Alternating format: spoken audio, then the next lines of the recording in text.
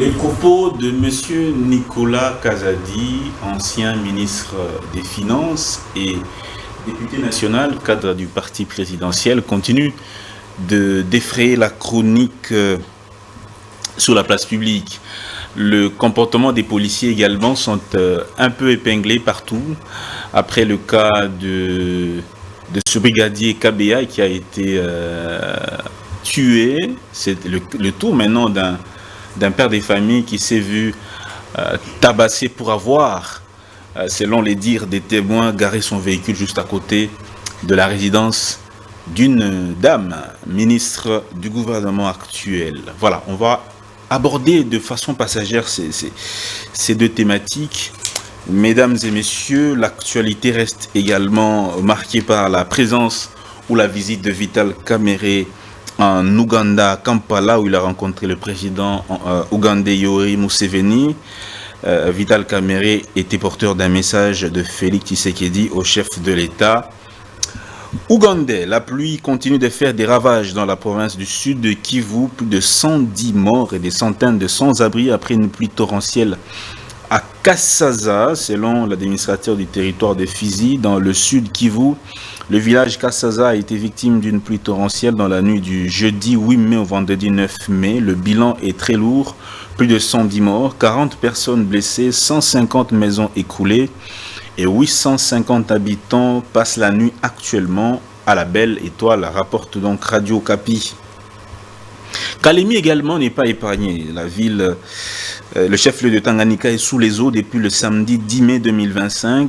Pour circuler, la population fait usage des pirogues et toutes les activités au port de Kalemi, principale source d'activité, sont paralysées. Cette ville, le chef-lieu de la province du Tanganyika, est inondée à cause du débordement du fleuve Kalemi. Après une forte pluie qui a secoué la ville, il n'y a pas de perte en vies humaines, excepté les dégâts matériels, précisent les autorités qui appellent à l'assistance du gouvernement central. Radio Okapi également. Après son échange avec le chef de l'État Félix Tshisekedi et son prédécesseur Joseph Kabila, l'ex-président nigérian et médiateur désigné de l'Union africaine a rencontré Moïse Katumbi en Europe. Il va donc poursuivre sa tournée selon certaines sources. Discussion sous l'accord de paix dans l'est de la RDC. L'Union européenne insiste sur des mécanismes forts de justice internationale lors de la mise en œuvre des futurs accords. Pourquoi tous les accords de paix conclus ces dernières années, ces dernières décennies, n'ont-ils pas abouti à un résultat durable ? Nous nous sommes mis d'accord que tout accord doit comporter un mécanisme fort de vérification, a donc fait savoir Nicolas Berlanga Martinez, ambassadeur de l'Union européenne en République démocratique du Congo. Mesdames et messieurs, cette émission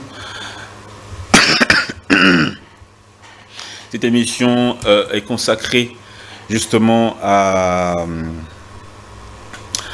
ce casting presse, deux grosses plumes de la ville, je dirais même du pays, qui ont donc accepté de répondre à l'invitation. Je les rends hommage et je les présente par ordre d'arrivée justement.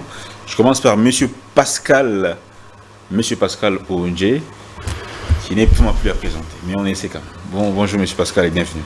Bonjour Dan, merci pour l'invitation. On ne s'est pas rencontrés depuis quelques jours. Exactement. J'étais un peu en déplacement dans le Haut-Katanga, où je suis allé passer quelques temps. Ma mission personnelle et privée. Et en même temps, ça m'a permis de mener mes enquêtes. Je suis arrivé dans quelques territoires, Kasenga, Pueto, Kambove. Mais je me suis rendu compte qu'il y a des réalisations qui ne sont pas connues, qui ne sont pas vulgarisées, qui ne sont pas rendues publiques.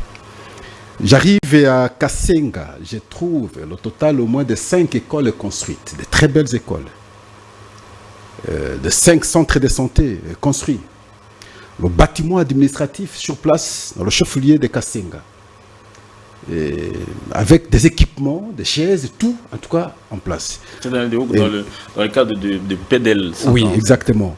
Le témoignage de l'administrateur, le témoignage des directeurs des écoles. Et en tout cas, ça m'a beaucoup impressionné. J'arrive à Pueto. C'est la même chose. Dans le chef-lieu, on a construit un beau bâtiment administratif. avec beaucoup d'écoles construites et beaucoup de centres de santé également construits. Et à Kambove, c'est la même chose. À Kasenga particulièrement, et là, on va me faire une révélation telle que, parce que ce territoire n'est pas très loin de Lubumbashi, depuis notre accession à la souveraineté nationale, aucun président n'est arrivé. C'est simplement Félix-Antoine Tshisekedi qui est arrivé dernièrement. À Kambove, c'est ça? Non, à Kasenga. Et là, les travaux sont en train d'être faits dans le cadre de corridor Lobito, où on est en train de monter le pont afin de le jeter. Et la route est en train d'être agrandie. Bientôt, on aura l'asphaltage qui pourra relier maintenant Kasenga à partir de la rivière Luapula jusqu'à la route nationale numéro 5, cette route qui va jusqu'à Puerto, parce que l'asphaltage s'est arrêté jusqu'au coin là. Et voilà, donc ces travaux avancent. Quand j'ai vu, je me suis dit, mais il y a des élans qui méritent des encouragements, des congratulations. Malheureusement, ce n'est pas connu, ce n'est pas rendu public. Alors, même les témoignages des gens, depuis 60, on n'a jamais eu un bâtiment administratif depuis que l'auberge nous a laissé. L'État n'a jamais construit des écoles. Et c'est la première fois que nous voyons dans notre territoire l'État construire autant d'écoles. Moi-même, j'ai compté autant, 5, de belles écoles. Alors, je me suis dit, il faut garder le cap. Mais il faut faire connaître également ces réalisations au grand public. Parce que l'impression que j'ai souvent, et j'entends les gens même à travers les débats, on ne sait pas, en tout cas, identifier là où effectivement on a réalisé ces travaux en termes de construction des bâtiments administratifs, en termes de construction des écoles, en termes de construction des centres de santé. Oui. Et alors que c'est énorme, quand vous arrivez, vous regardez, ce sont des choses que nous n'avions pas connues depuis l'accession de notre pays à la souveraineté nationale. Le peu qui est posé comme geste mérite, à notre niveau, une certaine reconnaissance, parce que dans le passé, on n'a pas vu ça. Et donc, c'est de là que je suis venu. J'ai bien voulu faire ce témoignage parce que j'ai vécu, j'ai vu. Alors, j'ai bien voulu que les gens également partagent cette information. Cette information-là, merci beaucoup. Monsieur Pascal Ondje, vous êtes chevalier de la plume et vous êtes journaliste, ça fait plusieurs années. Sous Kabila, on a vu, hein, quand il y a une route asphaltée, c'est tout de suite, il y avait des caméras. Il y avait même une chaîne essentiellement dédiée aux ouvrages qui étaient... la difficulté aujourd'hui... Qu'est-ce qui se passe aujourd'hui? On ne sait pas relayer ce qui est fait. La difficulté aujourd'hui, je l'avais dénoncé au début. Les gens pensaient comme si Pascal voulait aller comme directeur des communications du chef de l'État. Mais j'ai eu l'impression qu'on n'a pas ciblé de bonnes personnes pour faire ce travail. On ne vend pas l'image. On ne vend pas l'image. Il y a toutes les réalisations qui sont faites. On ne vend pas l'image. Avec Kabila... On peut ne pas aimer Kassamba. Kassamba, c'est vendre. S'il veut vous vendre, il va vous vendre. Mais on a acheté Univers Télévision pour faire justement ce travail-là. Faites le choix sur des gens qui savent le métier. Pas seulement pour le journalisme. Dans tous les secteurs. Lorsque le choix échoue en toute réalité, le résultat ne sera pas positif. Alors, vous vous rendrez compte que, bon, je ne veux pas citer les confrères, je ne sais pas citer les amis, et ceux qui conduisent, qui ont cette responsabilité, en tout cas de conduire la communication auprès du chef de l'État, non seulement que dans leur vie privée, comme Eric et comme moi, nous sommes là, et on parvient, les gens savent dire, bon voilà, c'est tel. Mais ils sont sortis du néant, de l'Ixen-Ilo, de nulle part, et occupés de hautes fonctions, diriger la communication du chef de l'État. Posez-vous la question, ils se sont exercés avant où? Et vous ne pouvez pas, lorsque vous avez des gens comme ça, attendre un résultat. Et la conséquence, il y a des réalisations à l'intérieur qui ne sont pas vendues. Depuis ce pays, on n'a jamais... Mobutu, oui, avait construit des aéroports nationaux.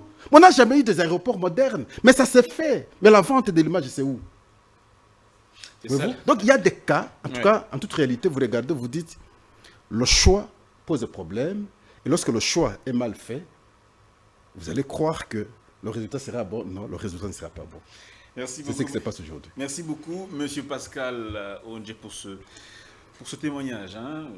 Voilà, je crois que nous aurons bientôt les images pour pouvoir attester Monsieur J'en ai Eric. ici.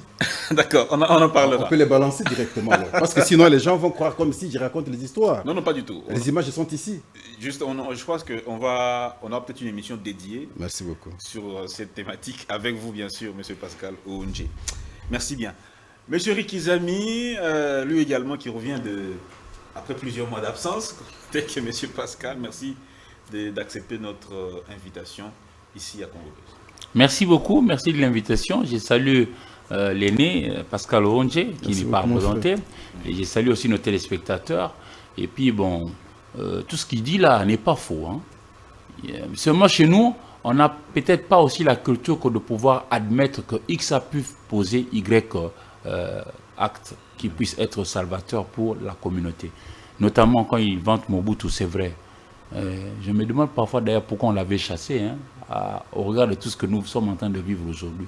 C'est-à-dire qu'il avait quand même pu poser un certain nombre de choses que si on avait aussi continué dans ces mêmes élans, je crois qu'on aurait peut-être avancé. Mais seulement, à nous, population, je nous demande d'être aussi exigeants. Parce que apparemment, chez nous, nous sommes aussi trop tolérants, un peu laxistes aussi. C'est vrai, il y a beaucoup de choses qui se font, mais qui restent à faux, on n'en parle presque pas.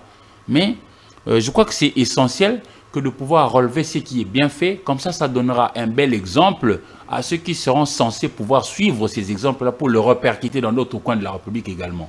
C'est-à-dire, il y a tellement de choses qui se font, mais nous devons encore davantage être exigeants. J'ai passé il n'y a pas très longtemps, le week-end dernier, chez notre aîné commun, Jean-Malika Samba, au Club 50, j'avais dit, par exemple pour maman Fifi Masuka, félicitations pour ce que vous faites, maman. En tout cas, merci.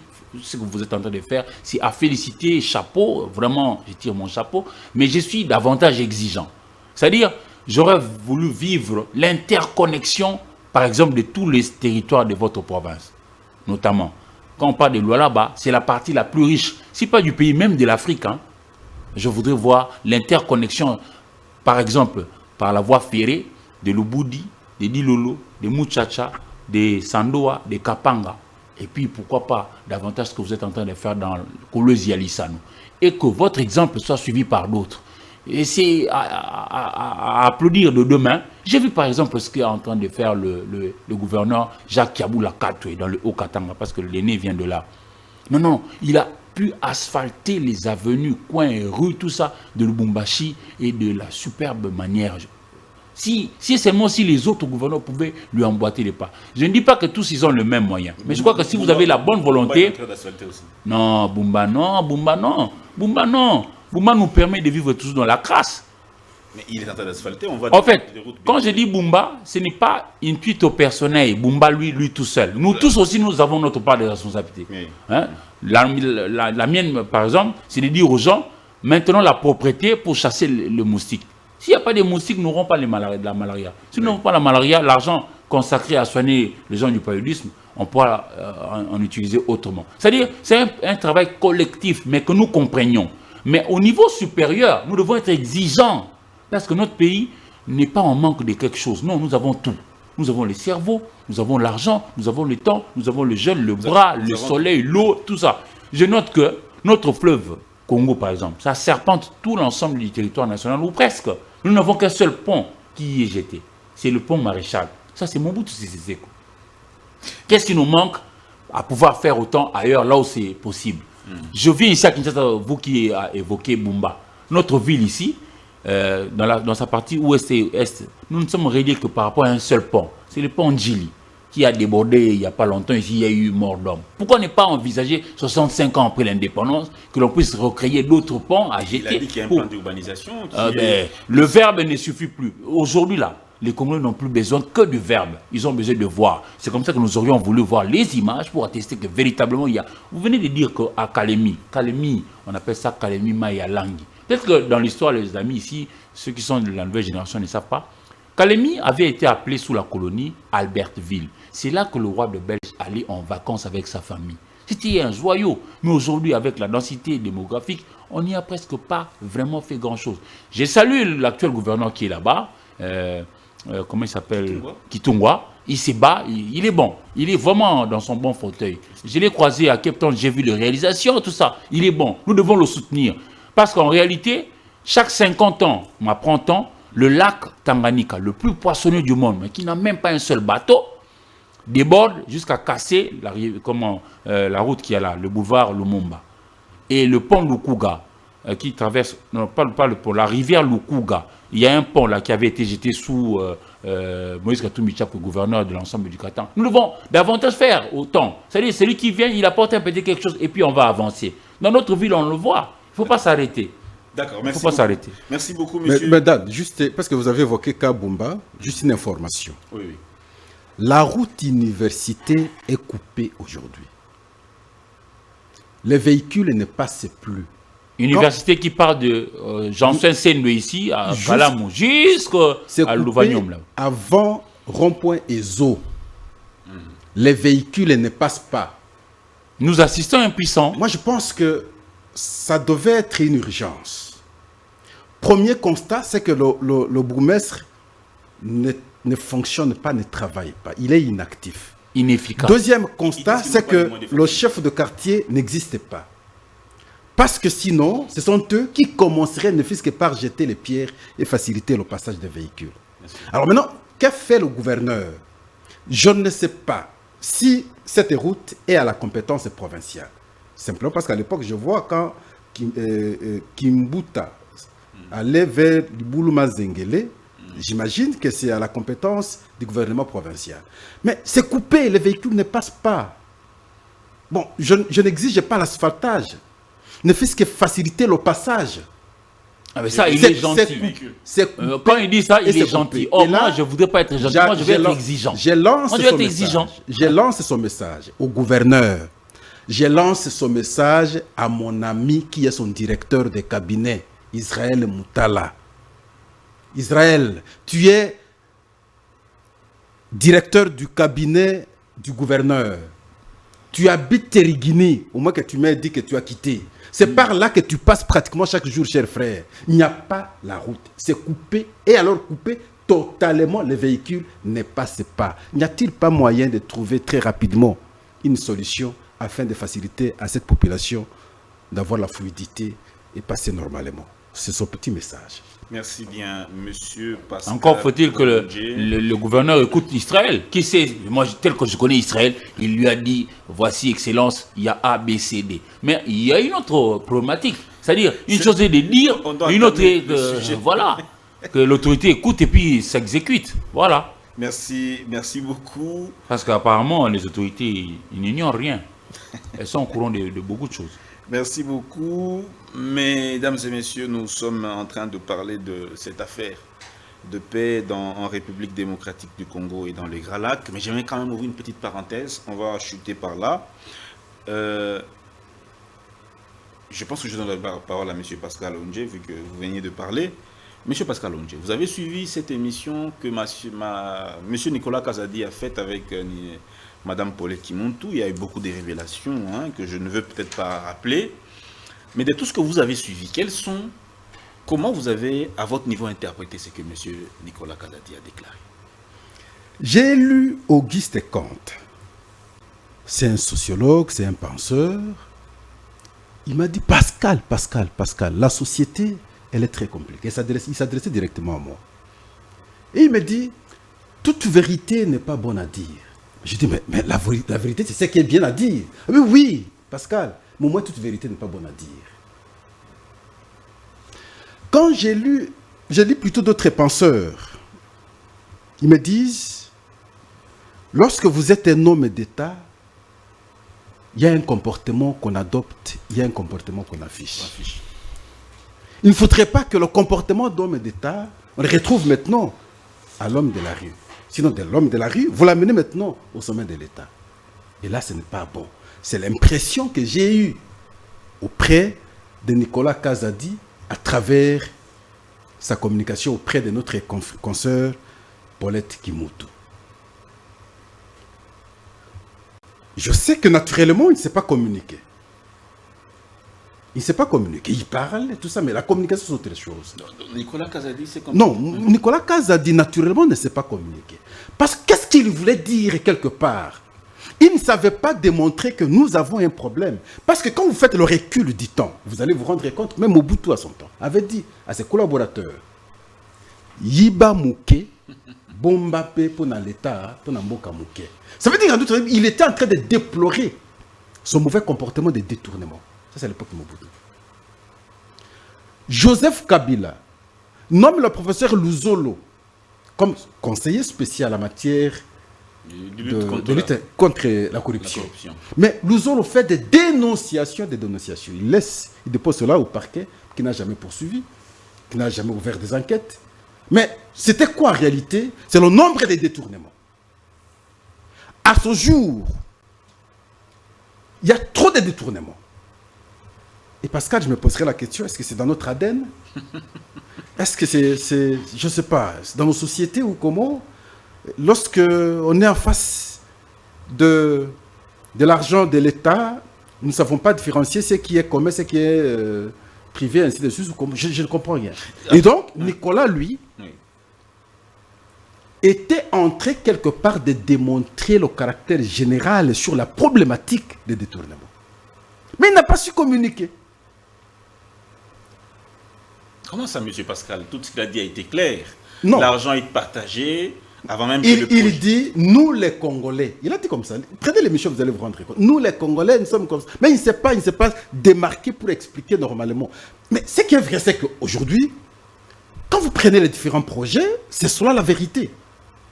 Mais lui, en tant qu'ancien ministre des Finances, c'est là, lui qui était ordonnateur. C'est là qu'il est mal placé de dire les choses comme ça. À partir du moment où il a parlé de nous, ça veut dire qu'il est dedans. Mais lorsqu'il était dedans, lorsqu'il voyait qu'on partageait et qu'il faisait partie des gens qui bénéficiaient, chacun pouvait bénéficier sa part. Oui. Pourquoi à son temps n'avait-il pas dénoncé? C'est après qu'il soit mis de... Alors, c'est que lui bénéficiait indûment là. Qu'est-ce qu'il en a fait pour le compte de l'État et pour le compte du pays? C'est là que revient finalement sa responsabilité. Mais moi, c'est pas ça. Mon problème, c'est on aurait dû ne fusquer. Par exemple, le Conseil national de sécurité. L'entendre. Il peut, à son niveau, le fait d'avoir été ministre des Finances, combien de projets a-t-il déjà vu? Des projets financés et l'argent décaissé avant l'exécution du projet, et les gens ont préféré d'abord se partager l'argent. Combien de projets? Il énumère les projets, et c'est avec quelles personnes? Il identifie les personnes, et à ce moment-là, le service peut faire valablement le travail. Regardez ce qui se passe aujourd'hui. Vous savez, sur les réseaux sociaux, nous avons suivi qu'on parle d'Alinguete.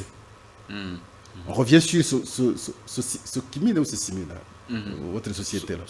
Sikomine. Sikomine. Qu'on parle de la Gécamine, parce que à la Gécamine, ces 3 inspecteurs avaient reçu les honoraires à son temps, alors qu'ils sont payés par l'État. Vous ne pouvez pas, en même temps, vous êtes payé par l'État et le même État vous paye les honoraires par le travail, par votre prestation. Et de l'autre côté, il exige 9 millions, 9 millions, 7 pour les services réalisés par ces inspecteurs dans le cadre de la mission pour l'audit de l'ancien projet que nous avions avec la Chine, et nous avons aujourd'hui le nouveau projet. Et 9 millions, 9 millions. Mais nous n'avons pas l'argent.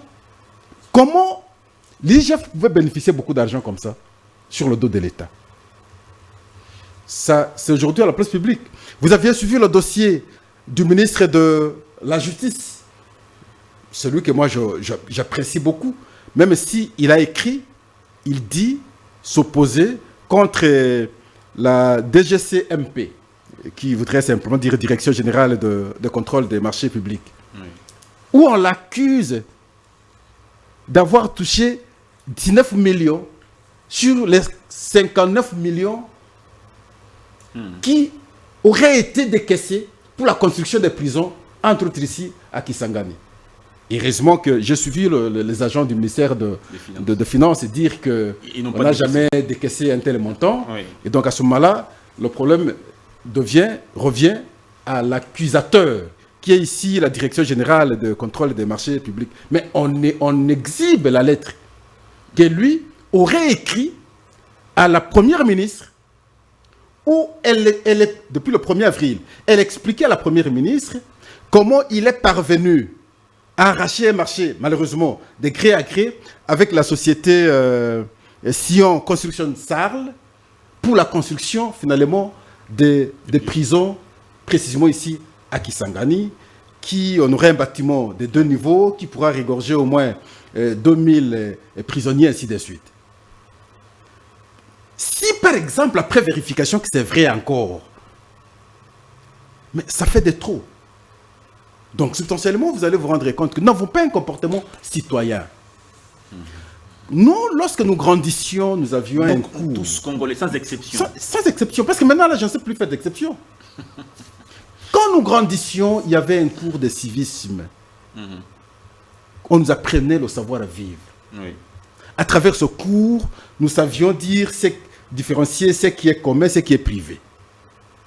Mais j'ai l'impression aujourd'hui comme si c'est plus les antivaleurs qui vont dans le sens d'inverser, croire que ce qui est public est en même temps privé, et les gens prennent l'argent, détournent l'argent. De l'autre côté, l'impunité semble accompagner ces actes. Voilà pourquoi je dis, dans le cas Kazadi, il faudrait en fait, où il aurait fallu que les services les suivent, l'entendent, l'auditent, et en même temps, pour tout soupçon sur le détournement, il faudrait rapidement que la justice aussi s'active pour enfin, en tout cas, décourager ceux qui, demain après-demain, devraient ou pourront en tout cas nourrir les mêmes mauvaises ambitions. Les mêmes mauvaises ambitions, merci beaucoup. Beaucoup ont également dénoncé le fait que M. Nicolas Kazadi, dont on parle, il y a même une information, une rumeur, depuis le samedi, propagée par un, je ne sais pas comment on l'appelle, journaliste ou pas journaliste, mais il est vraiment dans une critique acerbe. Hein. Il a annoncé que Nicolas Kazadi avait été arrêté à Mbujimaï, qu'on l'a ramené ici. Ramené à Kinshasa. Information pas confirmée, toujours sous les réseaux sociaux, ça a circulé, aucune source officielle. Et toujours est-il qu'on a vu M. Nicolas Kazadi totalement libre dans une activité de son parti politique UDPS, où il répondait à une invitation de Augustin Kabouya. Mais les silences également de la justice dans cette affaire, encore de ministre de la Justice, fait encore réfléchir sur cette question. Pourquoi ce silence total? Qu'est-ce que cela cache? On va également réfléchir. Monsieur Eric Izami, quelle est votre lecture de cette actualité? Merci de la question, cher Dan Zeng. Il faut d'abord commencer par rappeler aux uns aux autres que le rôle du ministre des Finances dans un État, c'est celui de chercher l'argent pour l'État en question, ici au niveau domestique comme ailleurs, et puis affecter utilement cet argent-là pour la réalisation de bons projets profitables à l'ensemble de la communauté. De ce point de vue, Nicolas Kazadi aurait été celui qui passerait pour un de bons champions, parce que nous avions eu autrefois un budget qui avoisinait 4 milliards, 5 milliards par là. Mais bon, pendant son passage, nous sommes arrivés jusqu'à parler de 16 milliards, ce qui est une bonne chose. C'est-à-dire, je commence d'abord par louer cette capacité de pouvoir quand même faire en sorte que nous puissions avancer. Mais là où je suis déçu et complètement déchiré, c'est son comportement. Je le trouve arrogant, très arrogant et de manière gratuite.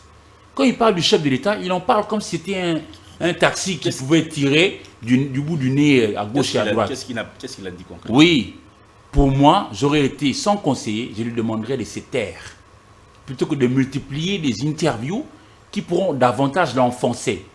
Laissez-moi quand même exprimer mon respect par rapport à Vincent de Paul Lunda Bouloulou. Il avait été premier ministre dans ces pays. Nous, on était des enfants, mais il avait démissionné quand il avait pensé que ça n'allait plus. Il a démissionné, il est parti. Et parlons justement du secteur de finances. Il n'y a pas eu 20 ans ici, il y avait Matungu Lumbuyambu Ilankir. Il était ministre aux Finances. Et on lui avait demandé l'argent, je ne sais pas, de manière saccadée comme ça, il n'a pas voulu. Il a trouvé que c'était un mauvais comportement. Il a déposé, il a démissionné, il est parti. Moi, j'ai un respect pour un monsieur comme ça. Mais pas celui qui a été là et qui ose dire que nous, généralement, lorsqu'arrive l'argent pour un projet X, on se le partage d'abord et puis on pense au projet après. Ça, c'est de l'arrogance. J'aurais pu comprendre. C'est de la révélation. Non, non, ce n'est pas une révélation. Ce n'est pas une révélation, mon frère. je pense c'est un monsieur intelligent. Oui. L'intelligence devrait servir à conduire ceux qui n'en ont pas suffisamment. Conduire la troupe qui est dans l'obscurantisme. Dire que non, ne faisons pas ça. Faisons plutôt ceci pour avancer et aider notre chef de l'État que nous aimons tous à avoir une bonne cotation dans l'opinion. 30 millions de dollars américains, je rappelle à notre population ici que si vous avez un seul million, si vous utilisez par jour 100 dollars américains, vous ferez 27 ans et quelques mois. Ah ben imaginez 30 millions, vous les partagez comme des cacahuètes. Et vous venez sur la place publique dire que non, nous on prend d'abord l'argent, on se le partage et puis on pense projet après. Ça c'est de l'arrogance. Ça c'est de l'arrogance. Oui, mais je n'ai pas aimé. Oui. Voilà pourquoi je voudrais saluer ici ce que j'aurais voulu que puisse, lui, Nicolas Kazadi, puisse développer. Le devoir de réserve. Imaginez son prédécesseur, Sélé Yalagouli, José, vilipendé de toutes parts, qu'il bloque ceci, qu'il bloque cela. Parce que simplement, il veut protéger et l'État, et le chef d'État, et le gouvernement, et la population ensemble. Devoir de réserve à certains postes d'État. On ne peut pas tout dire sur la place publique parce que ça va jeter de l'opprobre et à l'ensemble du gouvernement et même à la République. Nous sommes en train de rechercher des investisseurs. Comment ils vont nous regarder si nous avons des ministres des Finances qui peuvent se le partager, 30 millions de dollars comme gestion de présence. On nous prend pour des gens peu sérieux. Les devoirs de réserve dont avait fait montre Sélé Yalagouli, moi je pense que c'était un bon exemple à suivre. Et non pas venir chaque fois sur la place publique pensant c'est pensopilaté, c'est laver les mains, alors qu'on s'enfonce davantage. Est-ce que ces propos rejoignent ceux des Kabound qui parlait des jouisseurs? Mais Kabound, c'est une illustration. C'est la même chose, mais le traitement est différent. Kabound avait été interpellé, jugé, j'étais en prison. Mais lui, il n'y a pas de procureur. Il n'y a pas de procureur jusque-là qui se montre actif. Justement, nous nous posons la question. Pourquoi il n'y a pas de procureur? Deux poids, deux mesures. Pour les uns, le procureur est actif. Pour les autres, le procureur est inactif. À faune. Ça dérange. Nous sommes ici un pays agressé. Qu'est-ce que le chef de l'État n'a pas fait pour pouvoir conscientiser, et nous à l'interne, et l'extérieur, de comprendre que nous sommes un pays agressé? Le chef de l'État a tout fait, mais il est malmené, ses efforts sont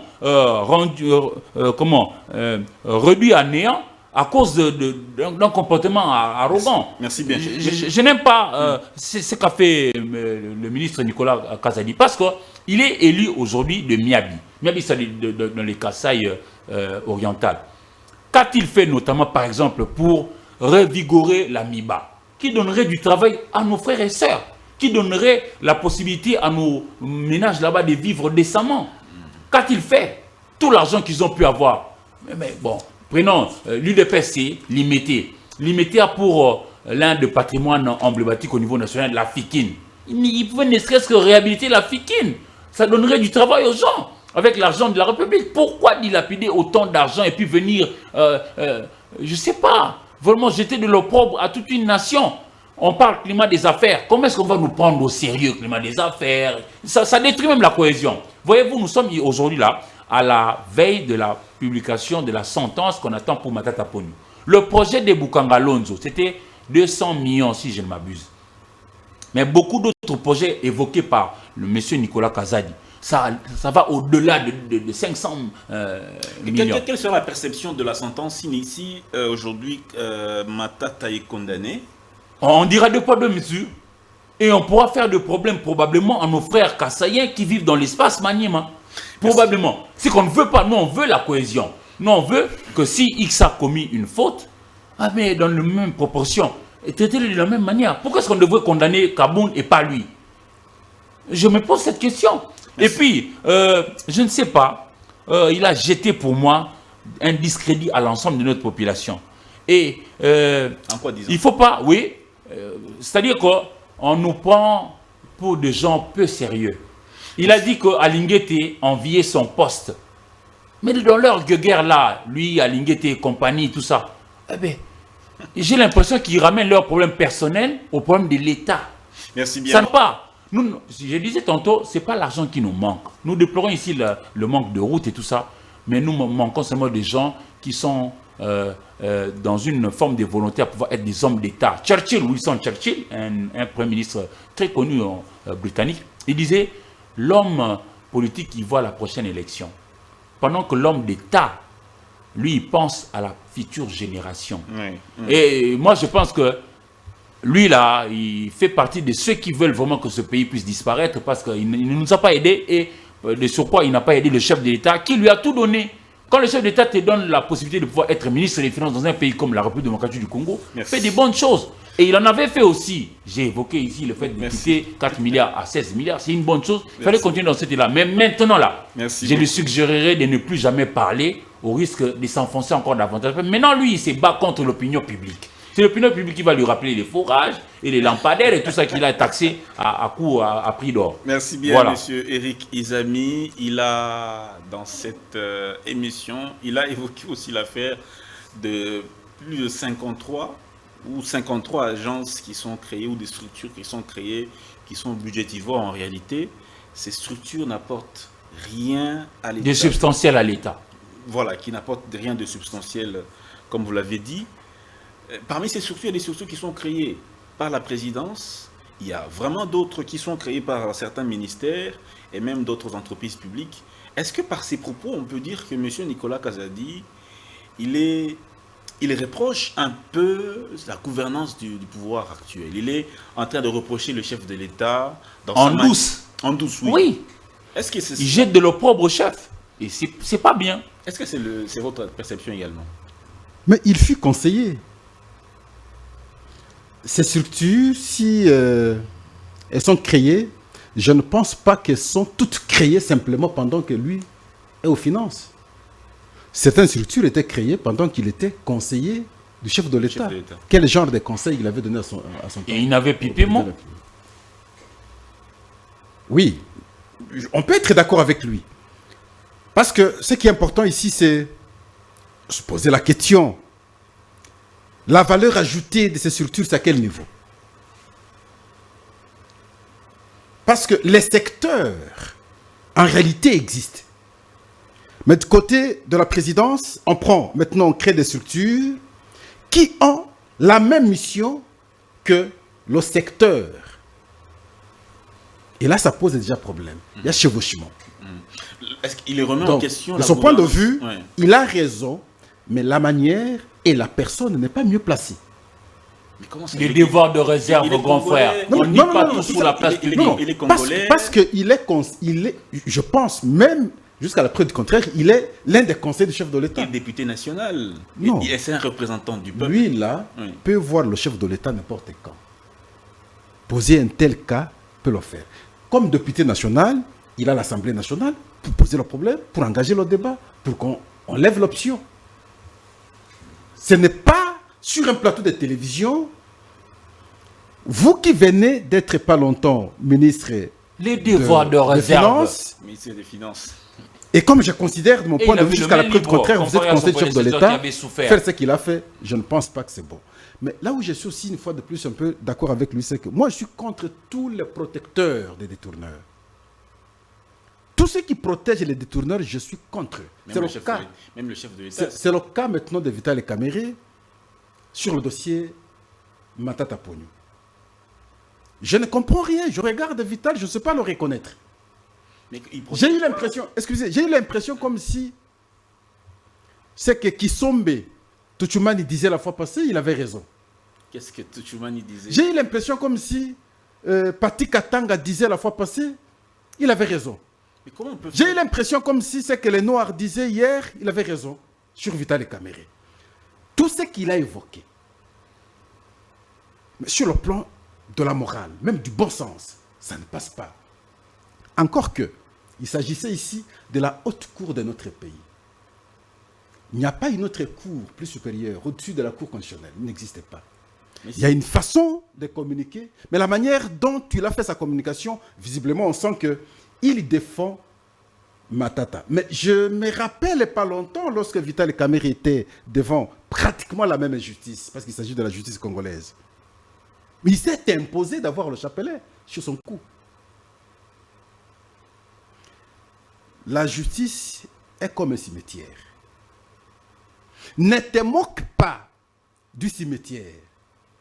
Parce que c'est là que tu iras déposer tes os. N'aie pas peur du cimetière. Parce que c'est la nuit, je ne serais pas passé par là, je risque de me rencontrer avec les démons. C'est là que tu dois passer.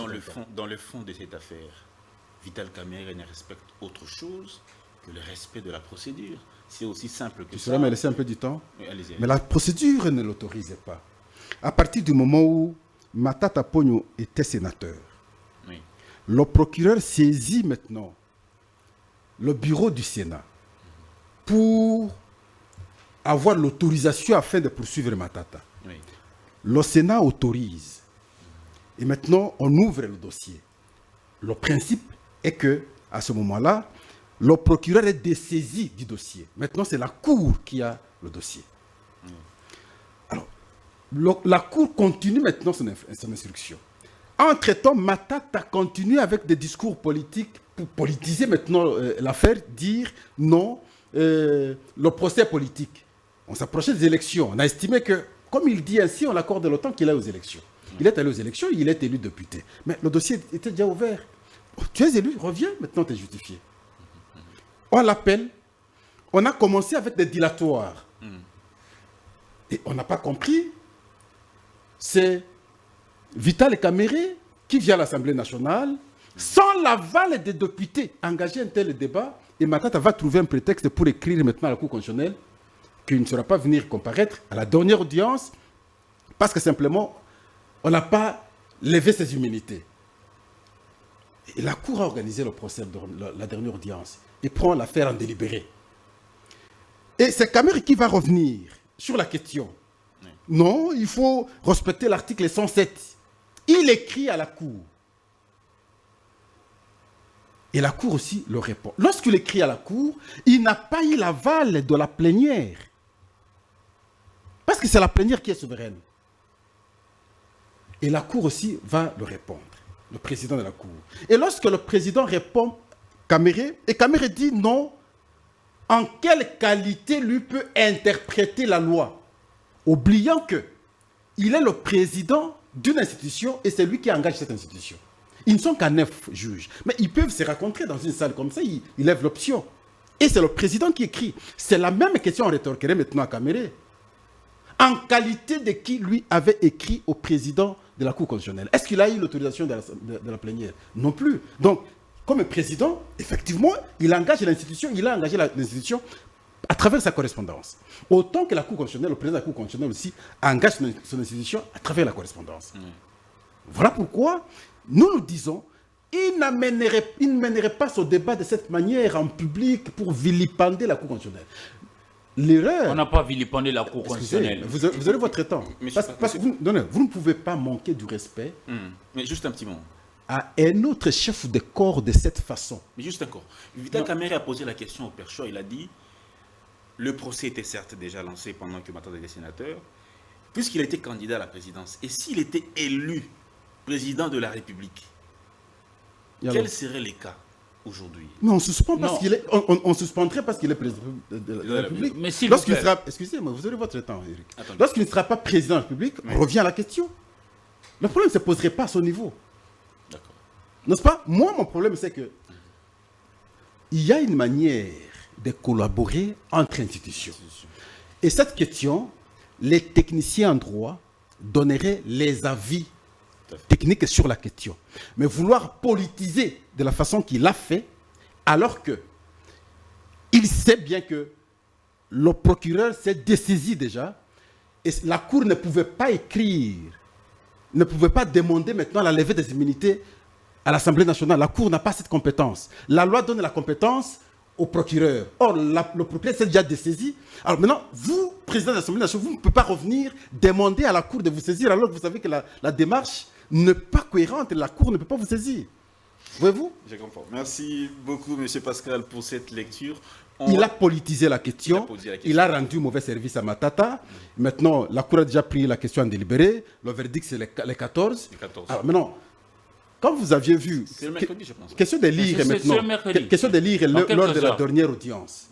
Que ce soit le ministère public.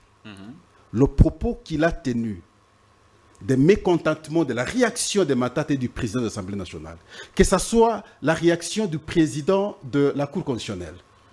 Vous avez senti qu'ils étaient choqués. Mais ce bras de fer entre nous, en toute lucidité, qui peut perdre, qui peut gagner? Est-ce qu'il est intelligent, il est conseillé d'engager un bras de fer avec la Cour constitutionnelle à partir du moment où vous savez qu'il n'y a pas une autre cour au-dessus d'elle dans notre pays? Allez calmement trouver solution si vous avez raison. Et la preuve, c'est que nous avions vu, même les 3 inspecteurs que lui a sollicité pour mener l'enquête sur la question, les inspecteurs de l'IGF, ils ont présenté leurs faits. Le premier fait partant, c'est que comment comprendre que Sokimine, Africom, créé 3 ans avant le lancement du projet Bukanga-Lonzo. Et c'est cette entreprise ou cette société que vous allez solliciter pour parrainer maintenant votre projet. Et sans appel d'offres, comment comprendre? Donc, on a évoqué beaucoup de questions et finalement, vous avez compris, mais les inspecteurs ont conclu qu'effectivement, il y a eu détournement. Mais on aurait voulu que lui-même soit là pour apporter un contrepoids, une antithèse pour dire, bon voilà, il dit ceci, voici la vérité, c'est ainsi, ainsi de suite. Mais on n'a pas eu ça. On n'a pas eu ça. Et qu'il a rendu mauvais service. C'est Vital Kamerhe parce qu'il a donné l'impression qu'il peut défier la Cour constitutionnelle. Il n'y aura rien. Maintenant, moi, je ne vois pas les choses comme ça. On va peut-être... Je vous passe la parole. On va bientôt finir le dernier aspect, peut-être on prendra. On va parler de l'IGF, Jules Lingueté, avec ses révélations de ce monsieur... 275 millions de dollars américains là-bas. Oui, justement. Est-ce qu'il était bon ou mauvais élève pendant ces régimes? On parlera aussi d'Alingueté. Alors, monsieur Eric Izami, quelle est votre lecture de cette affaire de monsieur Matata, mais surtout, commencer par les 53 structures créées par la République?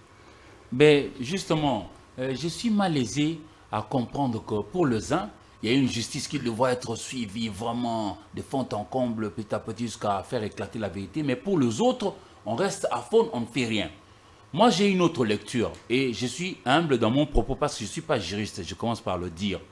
Mais je note que dans le fonctionnement d'un État, et par rapport à notre constitution en vigueur en République démocratique du Congo, lorsque la Cour suprême, disons la Cour constitutionnelle aujourd'hui, a décidé sur un fait ou une affaire, on n'y revient pas. Plus personne ne va donner X ou Y avis.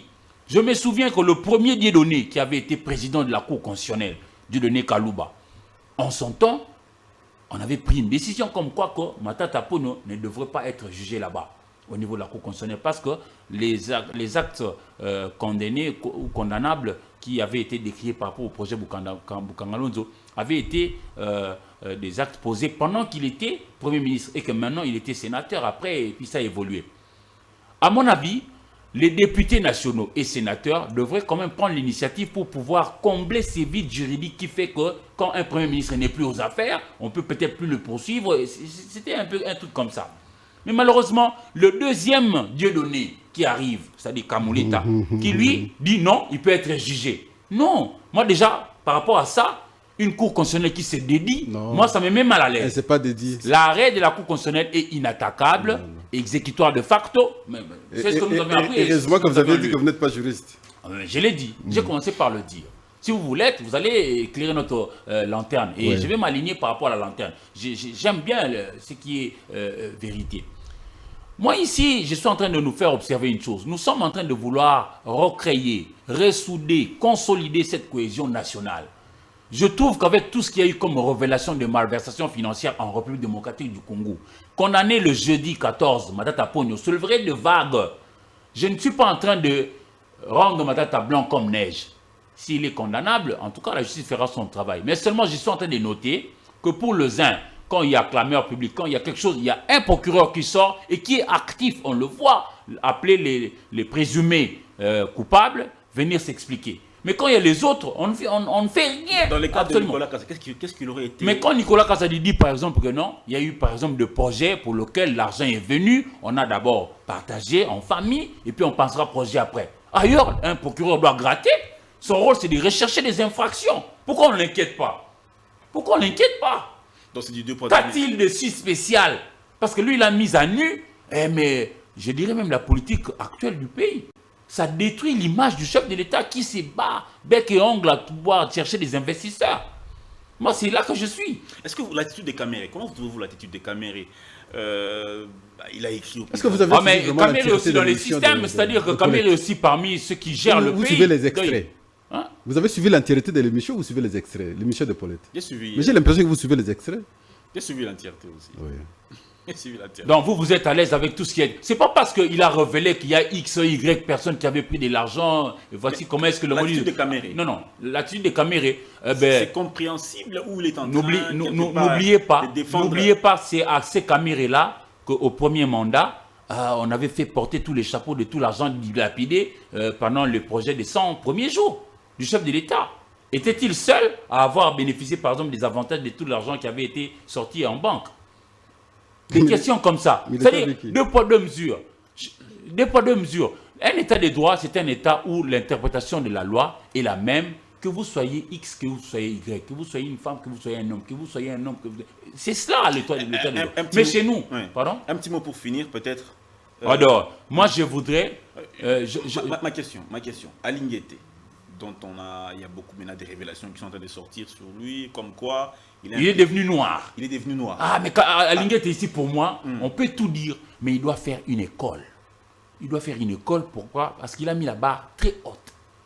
Alinguete a redonné pour moi les lettres de noblesse à cet IGF, qui était presque à faune autrefois, dont on ne connaissait pas vraiment le méandre. Mais le mal, c'est que les autres maillons de la chaîne ne prennent pas le relais pour poursuivre l'affaire. C'est-à-dire, lui, quand il a mené ses enquêtes, quand il a dit, par exemple, qu'il y a malversation à X endroit, il faut qu'un procureur vienne pour gratter, pour qu'on amène à la justice, qu'on ait un procès équitable et que l'on fasse éclater la vérité et que le coupable soit, s'il est fautif, condamné et que l'argent qui avait été dilapidé puisse retourner peut-être à la caisse, etc., etc. Mais ça s'arrêtait seulement à la révélation que là-bas, il y a malversation. Aujourd'hui, Alinguete est devenu noir. Non, pour moi, Alinguete a fait du bon boulot. Je ne sais pas, je ne connais pas très bien les raisons pour lesquelles on l'a évincé et puis directement en retraite. Mais je note quand même qu'il avait commencé, il avait 25 ans d'âge. Aujourd'hui, il a 61 ans. Et notre loi dit que lorsque vous avez 35 ans d'exercice, vous devez aller en retraite. Si nous sommes dans ces cas-là, moi, ça ne me gêne pas. Mais peut-être qu'il aura à être appelé dans d'autres fonctions parce que la politique là-bas, il n'y a pas d'âge par rapport à ça. Jusqu'aujourd'hui, on peut toujours considérer Papa Kengo qui a presque 90 ans. Donc, moi, ça ne me gênerait pas. Mais seulement, le deux poids, deux mesures, moi, ça me dérange parce que tous, ils pouvaient nous aider à avancer d'un pas. Vous savez, nous sommes un pays où nous avons un majestueux fleuve, mais qui n'a pas de bateau. D'accord. Moi, je venais de perdre une de mes amies, paix à son âme, Madame Nancy Kassongo. Elle était de Bandal. C'est quelqu'un que je connais personnellement. Elle est morte seulement parce qu'elle quittait Brazzaville pour rejoindre Kinshasa. Et puis elle s'est noyée avec ses enfants. Vous connaissez l'histoire? Mais c'est mon ami. Pensez-vous que si nous avions des bateaux acceptables, elle prendrait des canaux comme ça de fortune? Nos autres frères et sœurs sont morts là-bas au niveau de Mbandaka. Plus de 100. Lorsque la maman l'a préparé à manger non loin de là où il y avait des carburants et tout ça, les gens se sont renversés. Vous venez encore de déplorer la mort à Kassaza, à Fizi, dans le sud Kivu. S'il y avait des maisons acceptables, construites dans les normes, est-ce que ces gens-là mourraient? Nos frères ici sont morts, ici en Djili, parce qu'il y a eu des débordements, etc., etc. Alors, pourquoi vouloir avoir tout l'argent pour nous-mêmes et ne rien donner à la République, cette République-là? J'ai l'impression que chez nous, maintenant, nous devons plutôt voir ceci. Merci. Si vous cherchez vraiment un acteur politique congolais qui serait blanc comme ses papiers, vous n'en trouverez pas. Nous devons chercher ceux qui viennent, ne serait-ce que pour nous laisser un petit quelque chose pour nous faire avancer. Et là, quand l'aîné évoque Mobutu, il dit « Zois-moi mon cœur, ticapez-moi mon cœur ». Donc je comprends que le vol est tellement ancré. Mais nous devons punir. Mais pourquoi le procureur fait le choix selon que c'est Matata? On l'embête matin, midi et soir. Merci. Et quand c'est Nicolas Kazadi, on le laisse courir la rue et sans rien. Ça ne va pas, moi ça me dérange. Je veux vraiment que l'état de droit soit l'état de droit pour nous tous. Pour nous tous. Voilà. Merci beaucoup. Monsieur Pascal, on termine. Vous savez, il nous a manqué juste, je ne sais pas si mes chiffres sont bons, je crois 16 millions pour relancer une usine de câblerie à Lubumbashi, là-bas au niveau de la GECAMINE. Une usine laissée par le Belge pour nous produire les câbles électriques. Ici, dans nos quartiers, nous n'avons pas d'électricité parce que les câbles posent problème. Mais l'argent est dilapidé par les gens à gauche et à droite pour rien. Gilles Alinguete, pour moi, c'est quelqu'un qui a bien travaillé, mais qui aujourd'hui, puisqu'il a été mis de côté, directement, on en fait un diable. Non, ce n'est pas un diable. Il a fait du bon boulot, mais seulement, il n'y avait pas de la relève. Quand lui, il a fini son enquête, un procureur doit se saisir de ça. D'accord. Chacun de nous fait son boulot. Toi, ici, tu présentes l'émission, mais tu n'es pas seul. Il y a un caméraman qui prend l'image, il y a un autre qui prend le son. À chacun son boulot. Merci. Voilà, nous dénonçons tous ceux qui sont arrogants, qui par leur arrogance viennent mettre tout le monde mal à l'aise. Moi, je respecterai Matungulu Mbuya Mbuilanki. Quand il était là, il a vu que ça ne va pas, il a déposé. Vous venez de crier quand on vous a débranché. Qu'est-ce qui Ça se ne va passe? pas. Ça ne va pas. Merci. Et il ne faut pas inquiéter les gens comme ça. Vous allez soulever des vagues. Sinon, on a besoin de notre cohésion nationale. C'est cher. On l'a acquis chèrement. Voilà. Merci. Merci beaucoup, monsieur Eric Izami, qui est en tout cas très monté face au constat qu'il a lui-même fait. Il a aussi fait un reportage sur ce papa qui a connu un problème. Hein, l'excès de pouvoir. Le week-end dernier. Nous ne savons même pas produire de passeport parce qu'il y a des machines qui tombent en panne, l'argent est dilapidé comme ça. Non, ça ne va pas. S'il vous plaît, je vais revenir vers vous. Non, je crois que j'ai fini avec vous. Je mélange les choses, mais ça n'est trop. Merci bien. Monsieur Pascal Onji, est-ce que vous avez aussi l'impression qu'il y a deux poids, deux mesures, qu'il s'agisse des uns, comme par exemple Kabound, comme par exemple Matata Et je ne dédonne pas Kabound, parce que lui aussi, il tuait les plus de gens. Matata Pogno ou encore Kabere qui était condamné, même emprisonné, et d'un cas particulier comme celui de Nicolas Kazadi. Quelle est la différence? Personne ne l'entend. Excusez. Est-ce qu'il y a une différence entre les deux cas, tous ces cas-là? Mais d'abord, tous les détourneurs ne peuvent pas bénéficier d'acclamation de notre part, la première des choses. Mais deux poids, deux mesures, comment? Je ne comprends rien. Parce que Kamere, c'est qui? C'est Tshisekedi. C'est le directeur des cabinets de Tshisekedi. Parce qu'il évoque deux poids, deux mesures par rapport au cas Matata. Et il oublie que le directeur des cabinets du chef de l'État a fait face à la justice. Mais deux points de mesure, c'est à quel niveau? Deuxièmement, lorsqu'il évoque Kamere, il dit Kamere était-il seul sur l'affaire de 100 jours? Mais s'il n'était pas seul, il était avec qui? Soyez alors à mesure de citer la deuxième personne, parce que la justice a fait son travail.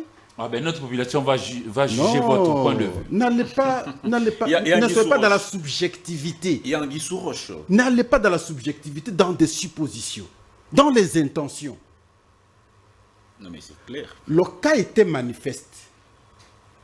Il a comparu devant les gens, les questions lui ont été posées, et nous avons suivi des réponses.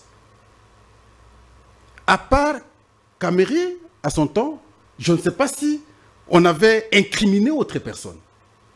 Et pour que nous puissions revenir aujourd'hui dire qui est cette personne alors, selon nos intentions, qu'on cite son nom, on comprenne. Il était directeur des cabinets du chef de l'État. Mais moi, je ne sais pas. Pourquoi nous devons soutenir, défendre maintenant le cas Matata, par exemple? En même temps, c'est une contradiction de notre part. Nous voulons, disons, l'argent est lapidé, c'est entre les mains des individus, tout ça. Mais lorsque on pose ne fût-ce qu'un petit acte auprès de ceux soupçonnés, bien entendu, avoir détourné l'argent, et nous sommes les premiers encore à dire non, mais pourquoi? Qu'est-ce qu'on veut cette fois-là? Ça nécessite quand même une mise en examen sur le cas de Nicolas Kazadi. Cas de Nicolas Kazadi, il s'agit de Pascal depuis toujours. J'ai toujours dit Nicolas mérite aussi des poursuites. Moi, j'ai toujours été comme ça. Autant, parce que je comprends que même mon confrère est surpris d'apprendre les cas sur IGF, sur Alinguete aujourd'hui. Non, lorsqu'on parlait des lampadaires, sur votre plateau ici, j'avais évoqué le cas d'Alinguete sur ces questions. Par exemple, de Gécamine, où ces 3 inspecteurs ont bénéficié de l'argent. À l'époque, on évoquait, la question a été débattue. Nous avions engagé le débat, on disait, mais comment ils peuvent exiger les honoraires à partir du moment où ils sont payés par l'État? Ils sont allés rendre les services de l'État, les mêmes services qui sont payés par l'État. Mais comment ils peuvent exiger maintenant les honoraires? Mais on a engagé le débat ici. Lorsqu'on revient sur une question aujourd'hui comme ça, vous ne pouvez pas dire que vous allez donner l'impression à l'opinion comme si on parle d'Alinguete parce qu'il n'est plus inspecteur. Non, moi je le disais toujours. Qu'on parle de Sicomine, mais nous avions engagé, moi j'ai engagé ce débat depuis longtemps. Allez-y sur Pro-Info, vous allez trouver mes points de vue sur la question. Mais on vous a pas entendu. Mais vous ne m'avez pas entendu parce qu'on n'est pas branché. Alors, monsieur... Je parlais de 9 700 000 $ américains qu'il exigeait à son temps à ses services d'être payés du fait de leur travail fait sur le projet avec la Chine, avec les entreprises chinoises.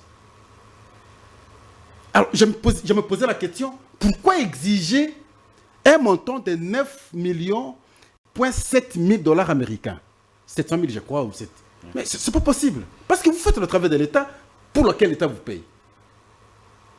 alors maintenant, quand ces questions reviennent aujourd'hui, les gens pensent comme si C'est l'acharnement. c'est l'acharnement, c'est maintenant parce qu'Alinguete n'est plus... Non, moi je le disais, j'ai engagé le débat. Il n'a jamais été aussi blanc. Je n'ai jamais eu aussi un avis contraire, un point de vue contraire, m'appeler, me dire, non, Pascal, ce que tu dis, c'est pas fondé. Parce que moi, je me basais sur les documents, avec sa signature. Et les documents en question aujourd'hui sont mis à la place publique. Alors, maintenant, lorsque nous sommes en face des cas, excusez, nous sommes en face des cas comme ça, Oui. nous ne pouvons pas parler parce que simplement Alinguete a bien fait son travail à un certain niveau. Oui, d'un côté, nous devons saluer ce qu'il a fait. Oui. Aujourd'hui, les gens ne connaissaient pas l'IGF. Les mandataires ont peur maintenant de détourner avec la patrouille financière. Oui. Les engagements sont pris ensemble avec les inspecteurs de finances. Ça, c'est une bonne chose. Il a construit un bâtiment pour l'IGF. Ce sont des aspects positifs que nous devons saluer. Mais à côté de ces aspects positifs, lorsque vous faites une erreur, vous commettez un péché, vous détournez aussi. Mais nous devons aussi dénoncer. Mais c'est ce que M. Éric Izami Vous savez, la particularité avec Alinguete, c'est quoi? Oui. Il a su engraisser les journalistes. Il a su conditionner les journalistes. Ah ben moi, je ne les connais pas personnellement. Pour J'ai ne jamais vendre bénéficié que des son image. Non, moi je ne les connais pas Vous savez, personnellement. Je n'ai non, jamais non, approché, je n'ai jamais bénéficié de attendez, quoi que ce soit de lui. Alinguete Je ne suis a pas de cette conditionné. école-là, moi. D'accord, Non. je ne vous ai pas cité. Alinguete a su conditionner beaucoup de journalistes qui n'ont su que défendre maintenant tout ce qu'il faisait. Même lorsqu'il y a des erreurs, on ne sait pas voir qu'il y a erreur. Et ça, ce n'est pas bon pour un journaliste. Mais Quand c'est bon, on sait saluer. Moi, je salue. Où trouvez-vous tout cet argent pour engraisser les journalistes, le fameux Julien Mais Pété? C'est ça la question. il y a la patrouille, qu'est-ce qu'il dit, illégale aussi. La patrouille illégale existe. Vous savez que lorsqu'on parlait de Raouji, c'est le propriétaire de Raobank ici, Oui. n'est-ce pas? Qui, lui, Alinguete, était, je peux dire, comme consultant. Et il a créé même une entreprise où il a mis sa femme. Et c'est pourtant lui, parce que sa femme n'est pas expert en économie. Et c'est lui. Et il travaille en intelligence avec Raouji. Sa société travaille en intelligence avec Raouji. C'est lui qui Mais alors, allègue très grave, de pouvoir apporter des preuves. mais Moi, je ne suis pas dans cette Non, mais approche-là. attendez, parce Même- que attendez, c'est moi qui ai la parole, vous aurez votre temps. C'est très, Ah, très mais grave. nous sommes en train de j'explique des chuter là, faits. il nous reste plus que 4 minutes, ça sera fini. C'est fait, c'est pas aujourd'hui. Il termine. J'ai expliqué depuis longtemps. Merci. Donc, lorsqu'il y a des faits aussi qui vont dans le sens d'avoir mal fait aussi le travail qu'on lui a confié pour l'État, Oui. bien que vous ayez bien fait aussi le travail, ne nous empêchez pas de présenter aussi les points négatifs. Et nous les faisons parce que nous sommes en possession de certains éléments qui démontrent de façon tangible, effectivement, qu'à son niveau, il a mal fait. Autant avec Matata, nous devons vouloir qu'il se présente, que la justice fasse son travail, si réellement il a détourné. S'il n'a pas détourné, on va le laver. Autant avec Nicolas Kazadi. Nous voulons, moi, dans le cadre de lampadaires, surtout les forages, je voulais bien que la justice et l'écoute qui s'exprime devant la justice. Mais malheureusement, il est parti comme témoin. Voyez-vous? Alors, ce sont des cas, nous, société, nous, citoyens, quand on est en face de ceux qui l'appuient de l'argent de l'État, notre argent, nous devons à mesure de le dire clairement. Il ne faut pas prendre fait et cause pour certains parce qu'il est Matata, pour les autres parce qu'il est Alinguete. Ainsi de suite. Nous devons savoir dénoncer. Merci beaucoup, M. Pascal Odje. Vu que j'ai commencé avec vous, alors je termine avec M. Éric Izami. En quelques minutes simplement, il ne reste pas beaucoup de temps. Vous dénoncez ce que vous appelez deux poids, deux mesures. Point de vue que ne partage pas du tout M. Pascal Odje. Selon vous, pourquoi la justice afficherait ce Qu'ils comportement? disent aussi qu'Amer était avec qui dans l'affaire des 100 jours. C'est la question qu'il a posée. C'est la question aussi. Moi, je l'ai rétorqué la question. Non, Il était avec qui? mais Comme l'a dit notre M. opération Pascal. suivra. Moi, je ne connais pas tout. Je dis les choses humblement, selon que je peux avoir X ou Y éléments. Mais seulement, je voudrais que nous puissions nous tous partager le fait que nous avons le Congo comme un bien commun. et tous nous devrions participer pour que ce Congo-là aille de l'avant. Et ça va aller si seulement ici, nous tous comprenons que nous allons gagner en étant ensemble plutôt que de nous diviser. Il ne faudrait pas que le procureur soit là seulement pour accuser les uns et les autres. J'ai dit ici, si vous voulez vraiment chercher quelqu'un qui pourra être blanc comme ses papiers, vous n'en trouverez pas parmi nos acteurs politiques, parce qu'il y a toujours un petit quelque chose. Mais ici, ce qu'il faut faire, il faut prioriser. Moi, je suis étonné quand on dit par exemple que X personne a bien travaillé, le cas d'Alingite par exemple, on dit non, parce qu'il a engraissé les gens. Moi, je ne le connais pas. Et même lorsque vous avez évoqué le fait que j'ai réalisé un reportage qui a mis tout ça, moi, je ne me suis pas mis là à pouvoir vilipender X ou Y. Non, non, j'ai dit les policiers commis à la garde de X, monsieur, madame, ont eu un excès de pouvoir. Eh bien, il y a eu des témoignages, vous avez vu. Et je me suis... Le comportement de la justice, c'est toujours un peu à remettre en question. Ah mais oui, justement, c'est des faits. C'est des faits. Je n'invente rien. Oui. C'est pas madame, à mon avis, c'est pas madame qui leur a envoyé de pouvoir bastonner les gens ou de créer des ennuis aux gens. Non. Mais le policier, là, c'est un cas, j'ai dit, c'est un cas parmi 36. C'est-à-dire, beaucoup de gens vivent ces genres de cas, mais ils n'ont peut-être pas toujours un journaliste à côté pour relever. J'ai fait large écho de ces comportements à décrier. Un directeur de cabinet qui est incriminé, qui est arrêté, qui est même mis en... Qui sait si Kamere sait comment est-ce qu'on est en train d'incriminer les gens comme ça? Le directeur de cabinet agit sur ordre de sa hiérarchie. Est-ce qu'on pouvait le condamner lui-même dans ce qui s'est passé là? Mais bon, quand vous dites qu'il agit sous ordre de sa hiérarchie, moi je ne voudrais pas mettre en cause le chef de l'État. Je n'irai pas jusque-là. Je pose la question par rapport à ça, parce que vous avez dit qu'il n'était pas le seul, il ne devait pas être en principe le seul à être condamné. Vous, est-ce que vous insinuez pas? Vous pensez qu'il était très sage que de donner autant de millions à un monsieur comme Jamal, qui avait en ces temps-là 82 ans, pour nous faire de maisons, plutôt que de donner à des opérateurs de chez nous qui peuvent faire aussi le même travail? Vous pensez que c'était sage? Je ne pense pas que c'était sage à mon avis. C'est-à-dire que chez nous, il y a l'argent, il y a tout ce que nous pouvons avoir pour bien vivre, mais seulement nous les affectons dans de mauvais endroits ou mal. Mais moi, je crois que nous devons encourager ce qui est bien fait et décourager ce qui est mal fait. Mais toujours, quand vous conduisez, vous savez, je vais aller un peu dans des exemples comme ça, parce que l'aîné a pris des exemples de la manière de parabole. Quand vous conduisez un véhicule, il est important de regarder, certes, parfois les rétroviseurs, mais je crois qu'il est toujours bon de regarder souvent devant. Parce qu'il ne faut pas toujours regarder ce qui s'est passé et puis s'y attarder comme si c'était... Non, il faut regarder devant pour ce qu'on avance. Parce que moi, je suis malheureux de constater quand même que tout l'argent dilapidé à gauche et à droite ne nous ont pas permis, par exemple, de redresser l'AMIBA, qui pour moi est essentiel. Tout l'argent dilapidé ici ne nous ont pas permis de pouvoir redresser l'ONATRA, etc., etc. Encore faut-il que nous puissions quand même savoir que le temps ne nous attend pas et ça avance comme ça. Et nous avançons, malheureusement, pas dans la bonne direction. Nous détournons beaucoup. Nous n'avons pas une bonne image de nous et les gens disent que voilà comment ils sont. Apparemment, c'est systématisé. J'aurais compris si cet argument-là, tous les arguments développés par Nicolas Kazadi, j'aurais compris si ça venait de l'opposition par exemple. Mais là, ça vient d'un enfant qui est à la maison, qui nous dit à nous tous que voici comment est-ce que nous faisons les choses. Non, ça ne va pas. Donc, ça ne les donne pas. Il doit être écouté autant qu'on a écouté les autres. Nous sommes devenus très mauvais dans la gestion. Nous ne détournons que des millions. Et nous détruisons notre pays nous-mêmes du fait de vouloir tout voir. Tout malheureusement, on donne des béquilles à Kagame. Détournement. Ah mais voilà, là, on donne vraiment des béquilles aux agresseurs. Ce n'est pas une bonne chose. C'est pas une bonne chose. Monsieur Pascal Onje, Monsieur Rikizami, merci beaucoup de nous avoir offert ce débat plein d'intelligence et de pertinence, surtout de profondeur. On a beaucoup appris, on a beaucoup apprécié. Je crois que chez cette émission, et compte tenu de cette émission, peut-être que on pourra encore revenir sur chaque cas de façon particulière, hein, parce qu'on n'a pas parlé de tous les sujets.